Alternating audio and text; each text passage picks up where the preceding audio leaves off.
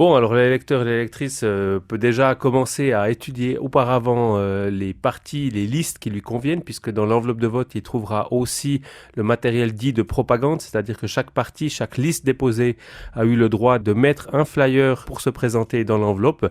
Et donc la personne peut déjà au préalable étudier ce matériel pour se faire une idée de qui parmi tous ces candidates et candidats me correspond le plus, qui partage mes idées et quelle liste je pourrais soutenir. Et lorsque ce travail a été fait, on peut prendre le bloc et là, deux solutions s'offrent à nous. La première, c'est de prendre ce qu'on appelle une liste pré-imprimée, c'est-à-dire qu'il y en a 14 pour le conseil de ville, de dire je prends la liste 1, 2, 3 ou 4, donc vraiment une de ces listes, et de dire cette liste-là est celle que je soutiens.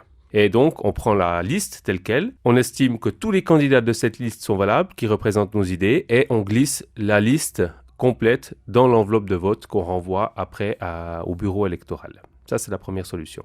Si ce n'est pas le cas, s'il n'y a pas tous les noms d'une seule liste qui nous conviennent? Alors, on peut faire ce qu'on appelle un panachage ou une cumulation. C'est-à-dire qu'on va, sur cette liste préimprimée, tracer certains noms. Par exemple, le candidat 4, 5 ou le 6 ne nous conviennent pas, ou on ne les connaît pas, ou on ne se sent pas trop en phase avec eux. Et donc, on les trace clairement au stylo à billes. Et par-dessus, on peut soit rajouter un nom de la même liste pour autant qu'il n'a pas déjà été cumulé, parce que je rappelle que chaque candidat peut avoir 2 fois son nom inscrit sur une liste. Donc par exemple, on trace le numéro 2 et on met 2 fois le 1. Ça, c'est possible, pour autant qu'il n'ait pas déjà été cumulé d'office, ce qui est souvent le cas dans les élections communales. Deuxième solution, on se dit, ah ouais, je trace le candidat 2, mais j'aime bien le candidat 1 de la liste suivante. Et donc, on a le droit d'aller chercher un candidat ou une candidate d'une autre liste et de le rajouter sur la liste qu'on avait choisie, 1 à 2 fois. Et ainsi, c'est ce qu'on appelle un panachage, c'est-à-dire qu'on fait une sorte de... Comme au marché, on prend des fruits, des légumes un peu de chaque côté, ce qui nous convient, ce qui nous correspond le plus. Et puis, on fait sur une liste préimprimée, on modifie, on trace, on rajoute, on biffe, etc. Donc ça, c'est la deuxième solution. Et la troisième solution, c'est de prendre la feuille blanche qui est tout au début, et de dire, moi, je vais créer mon parlement parfait. Il y a 60 lignes pour 60 sièges et je vais mettre les 60 noms de candidates et candidats qui me correspondent le plus parmi tous ceux qui se présentent. Et là, à nouveau, la règle des maximum 2 fois chaque nom s'applique. Donc, on peut soit en mettre 30 2 fois ou 20 2 fois plus une fois 10 ou une fois 20. Donc, c'est un peu comme ça qu'on peut le faire. Si on décide de faire sa propre liste, on peut aussi mettre que 5 noms et s'arrêter là? Exactement. On peut mettre seulement 5 noms ou même un seul nom et s'arrêter là. Ce qui est toutefois important de bien savoir, c'est que si on le fait, on peut rajouter tout en haut un numéro d'une autre liste et donc toutes les voix blanches iront à cette liste. Parce que je rappelle que l'élection au conseil de ville est une élection à la proportionnelle. C'est-à-dire qu'on attribue d'abord à la liste l'ensemble des suffrages qui lui sont attribués, soit via un candidat, soit dit blanc. Et ensuite, on répartit les sièges en fonction des listes, du nombre de voix qu'elles ont obtenues chacun. C'est donc ce qu'on appelle la proportionnelle. Et ensuite, mettons la liste 3 obtient 4 sièges. On verra au sein de la liste 3 les 4 candidats qui, eux, sur cette liste, auront obtenu le plus de voix. Très bien. On arrive donc à voter pour le conseil de ville. Ça, c'est le bloc blanc. Il y a aussi un bloc bleu pour le conseil municipal. Là, le principe est le même? Exactement, parce que l'élection au conseil municipal, c'est une élection à la proportionnelle aussi. Donc on élit d'abord une liste, un regroupement de partis, ou un seul parti, c'est parfois le cas, qui nous représente le plus. Et ensuite, au sein de ce parti, au sein de cette liste, les personnes que l'on sait avoir en premier lieu sur la liste, donc qui pourrait avoir un siège au conseil municipal.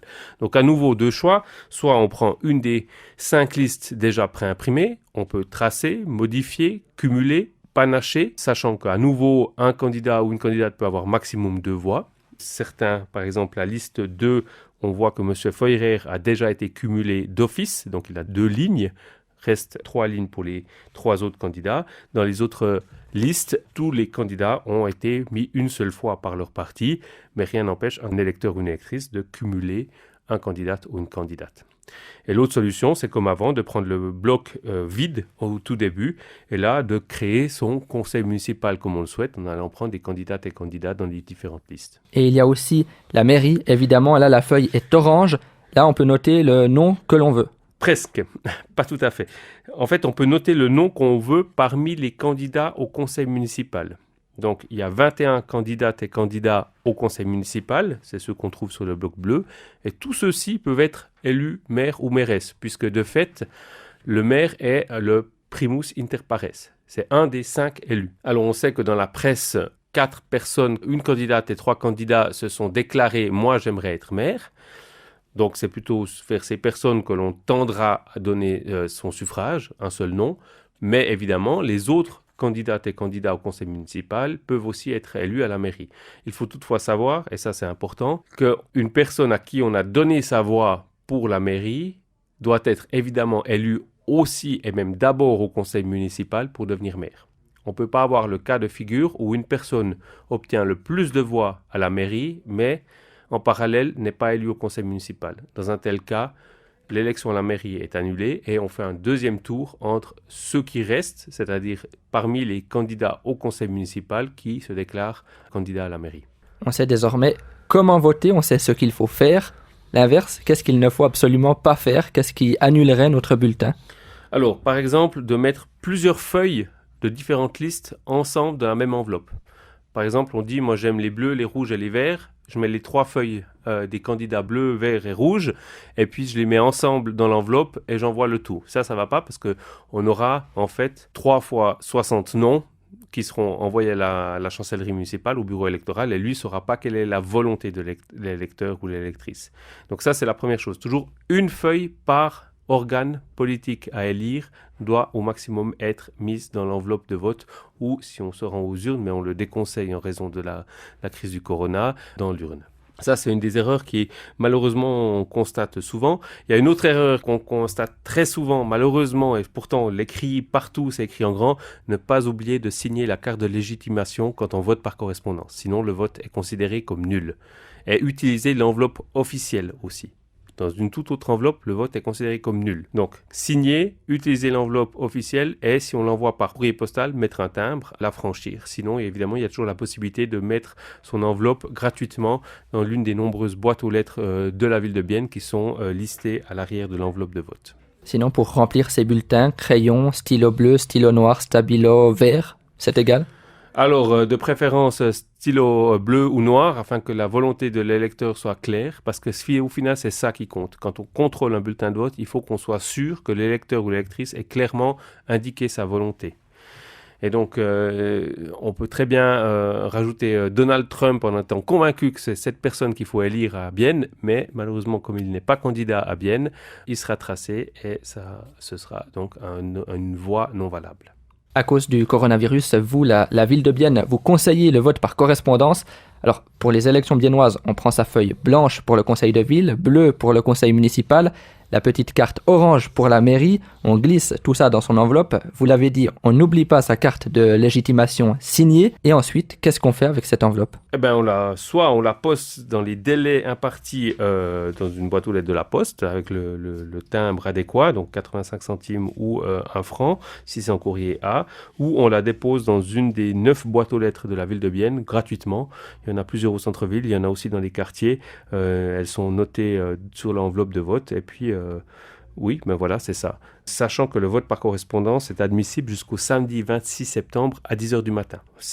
À 10h du matin le 26 septembre, on vide une dernière fois les boîtes aux lettres et ensuite, tout ce qui arrive après par correspondance est considéré comme nul. En plus des élections biennoises, il y a pour les habitants de l'arrondissement administratif l'élection à la préfecture et bien sûr les 5 objets fédéraux. Ça donne une grosse enveloppe pour ce 27 septembre. À votre avis, c'est plutôt positif ou négatif pour la participation? Alors vous avez même encore oublié les 3 objets communaux qui sont aussi soumis au vote, puis c'était 3 votations qui auraient dû avoir lieu en mai, respectivement en juin, mais qui ont été annulées suite à la crise du coronavirus et qu'on a dû reporter en septembre.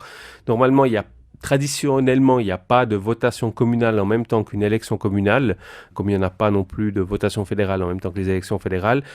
Cette année, il y en a, donc ça fait 3 objets en plus sur lesquels se prononcer. Sur votre question, oui, je pense que ça va jouer un rôle, puisque notamment au niveau fédéral, il y a des objets qui sont très controversés. Je pense à l'achat de nouveaux avions de combat, le congé paternité, l'initiative de l'UDC. Donc, c'est des sujets qui attirent les gens aux urnes et qui, je l'espère, vont faire augmenter le taux de participation pour que celui-ci soit plus élevé qu'il y a 4 ans. Il y a 4 ans, on avait eu à peu près 33% d'électeurs et d'électrices aux élections communales. J'espère sincèrement que cette année, on en aura plus. Bien plus que mes artistes préférés.